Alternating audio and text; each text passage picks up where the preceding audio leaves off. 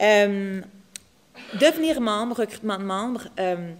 Dans la centrale, c'est vraiment important, notre membership, savoir c'est qui vient membre à la centrale, qui se sent interpellé par le mandat. C'est des gens qui nous offrent beaucoup d'aide, qui contribuent à ce que le centre devienne... Des projets, on en a, mais on est 3 personnes à travailler pour faire comme 7 projets réguliers, puis en tout peut-être, je ne sais pas, 30 projets par année. C'est énorme pour ce qu'on peut vraiment fournir.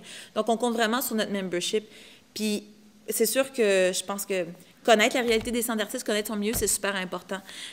On peut devenir membre d'une galerie, mais aussi de théâtre, de différentes sphères. Puis je pense que c'est important de connaître son milieu, de favoriser les échanges. C'est bénéfique pour vous, c'est bénéfique pour nous, donc la collaboration. Et il y a aussi des avantages, comme par exemple, je prends à la centrale, on leur envoie un bulletin de membres où est-ce que il y a les appels de dossiers, il y a les jobs, tout ce que nous, on reçoit, on leur diffuse à nos membres. On leur donne une page sur notre site web où est-ce que, des fois, on n'a pas toujours l'argent d'avoir un site web, c'est super cher, mais il y a plusieurs centres d'artistes qui commencent à faire ça, donner des vitrines sur leur site web à des artistes pour que les artistes puissent présenter leur travail. Donc, c'est assez trippant comme ça. Le site web, parlons-en. Une de nos stratégies qu'on a décidé de faire, c'est de faire traduire certaines parties de notre site web, puisqu'on a diversité culturelle dans notre mandat. Certaines parties de notre site web, c'est-à-dire l'historique, l'appel et le mandat, on est en train de le faire, seront traduits dans différentes langues. Les langues seront déterminées par les artistes qu'on va avoir diffusés pendant cette année-là. Donc, si on a un artiste qui vient des Philippines, on va faire traduire le mandat en philippin, ainsi que certaines parties. On n'accepte pas, évidemment, les dossiers en philippin, mais c'est une façon pour nous de pouvoir favoriser les ponts et les échanges. On a une stagiaire qui a fait une recherche de voici les groupes et les organismes et les galeries, les artistes qui seraient pertinents, avec qui devraient connaître la centrale, avec qui on devrait être en lien. Donc, nous, on a cette base de données-là. On leur envoie nos appels de dossiers. Donc, ça favorise aussi...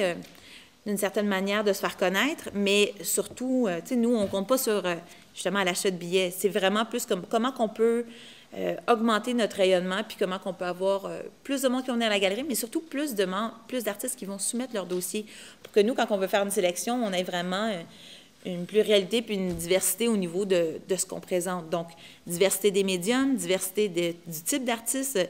C'est niaiseux, mais à Montréal, on a une spécificité qui est la langue, d'avoir des artistes en français, en anglais. Diversité des âges aussi, on est cool, là, on a entre 20 et 35 ans, puis on présente tout, mais il y a des artistes qui sont établis puis qui ne trouvent plus niche où présenter leur travail. Donc, c'est important de pouvoir, nous, vraiment montrer un éventail de ce qui se fait, puis d'avoir une diversité de voix. Donc, avec ça, avec cette espèce d'appel-là qui va à travers la planète, ça nous permet d'avoir une meilleure représentation de ça. Et ma carte, merci. Bon, voilà. C'est correct. Une autre affaire, c'est de cibler les partenaires, comme je disais tantôt. La centrale essaie d'être partenaire, de faire partie de plusieurs festivals. Encore là, on est une galerie en art actuel. C'est important pour nous que le niveau de qualité du travail qu'on présente soit très, très haut, soit à la hauteur de certains standards de notre milieu. Malgré tout, on aime ça faire partie et interroger un peu, pousser plus loin la discipline. Donc, on endosse des projets, mettons, dans Pop Montréal, on co-présente des artistes, des conférences dans lesquelles c'est vraiment pertinent avec notre mandat. Electra, on fait des expositions, Soigné Perel Popolo, on essaie de trouver des artistes qui travaillent et la musique et l'art visuel, puis d'encourager ça à la galerie. Donc, plusieurs initiatives comme ça pour que notre logo circule. On offre une visibilité à ces festivals qui sont émergents et moins émergents là. Mais je pense que c'est important de faire des collaborations puis de faire des ponts entre les disciplines parce que souvent, on reste tout seul dans notre milieu et c'est pas comme ça qu'on va arriver à communiquer la culture à un niveau plus large. Donc, on collabore aussi avec d'autres centres d'artistes et aussi, on présente notre travail dans d'autres contextes que notre cube blanc. On essaie de ne pas être un cube blanc, mais on est une galerie qui est peinte en blanc majoritairement du temps. Donc, de présenter dans des festivals... On fait partie d'un regroupement qui fait un festival de performance qui s'appelle Viva Art Action. Donc, on fait un gros festival au Bain-Saint-Michel, dans la rue, dans les parcs. On a aussi une carte qui s'appelle le réseau Myland. Donc, vous connaissez peut-être le Belgo, c'est un bloc, un immeuble sur Sainte-Catherine où il y a beaucoup de galeries. Il y en a beaucoup qui sont partis et qui sont tous rendus dans le Myland puis sur le plateau Montréal. Nous, on n'est pas exactement Myland, mais on nous a inclus dans cette carte-là, c'est bien fin. Et puis là, ça fait un réseau. Pour d'autres, finalement, on a tous contribué à cette carte-là et on est tous dedans. Donc, ça ne nous coûte pas si cher que ça, mais effectivement, en tant que collaboration, ça donne un outil promotionnel et touristique qui est génial. J'allais dire, oui, une affaire assez importante dans la diversification des publics, c'est le comité pédagogique, comité quartier, médiation culturelle, on en parlait tout à l'heure. Donc, nous, on est en train d'entamer ce processus-là où est-ce qu'on parle avec différents experts qui ont différentes approches par rapport à l'art et la pédagogie de l'art.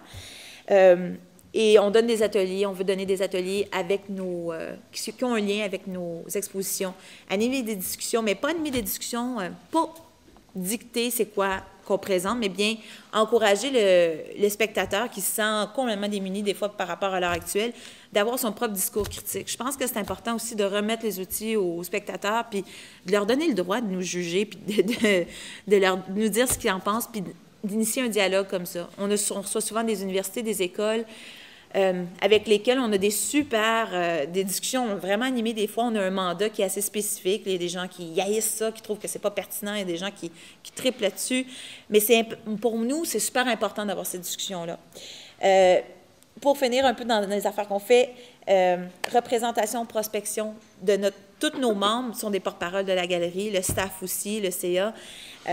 Donc, on va aller à des colloques, à des conférences, on fait des entrevues, on essaie d'être le plus présent possible. Maintenant, d'un point de vue d'artiste, et je vais terminer là-dessus, je pense quand on parlait de persévérance, c'est important de le rappeler. Il y a beaucoup d'appels de dossiers qui sont disponibles, j'en suis consciente. Et je pense que c'est de connaître les appels de dossiers, connaître les mandats des centres d'artistes si, admettons, vous vous intéressez plus à l'art visuel.